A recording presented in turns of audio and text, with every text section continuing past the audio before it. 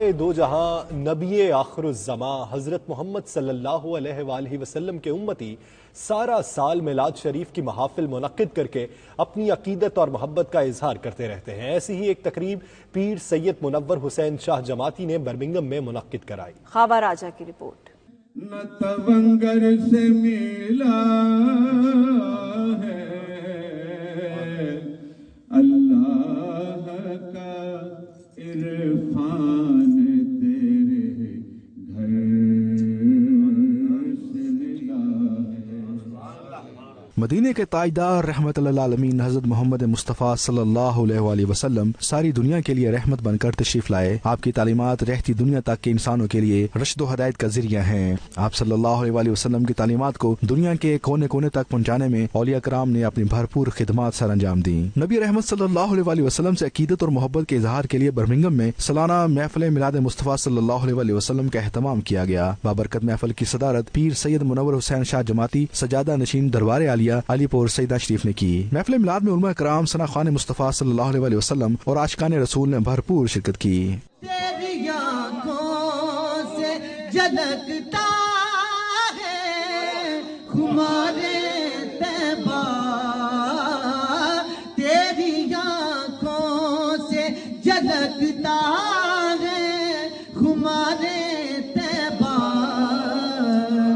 تو نے چند روز مدینے میں گزارے ہوں گے.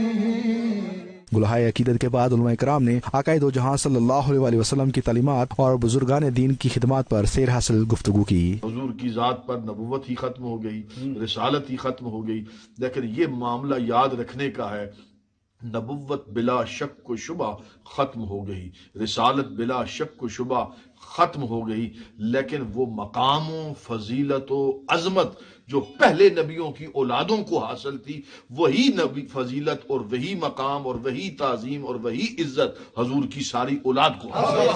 92 نیوز سے بات چیت کرتے ہوئے پیر منور حسین شاہ جماعتی اور دیگر افراد کا کہنا تھا کہ نوجوان نسل کو علماء کرام کی آپس میں اتحاد اور حقیقی عمل سے برائی سے روکا جا سکتا ہے. اس وقت میں سمجھتا ہوں کہ ملکی حالات پریشان کن ہیں، مذہب کی ذبح حالی انتہائی افسوسناک ہے. عریانی، فحاشی، لادینیت کے مہلک جراثیم ہماری نوجوان نسل کی رگوں میں خون بن کر دوڑ رہے ہیں.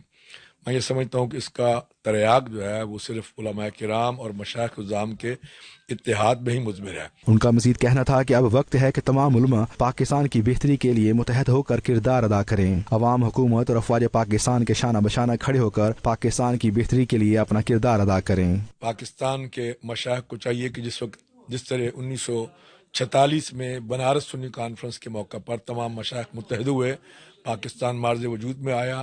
آج پاکستان کی بقا کے لیے تمام مشائخ کو متحد ہو کر یکجہتی سے پاکستان کے ساتھ کھڑے ہونا چاہیے.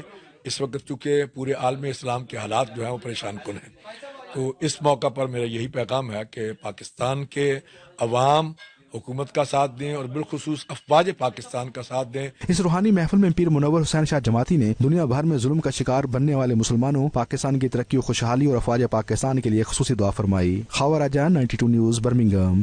زہرا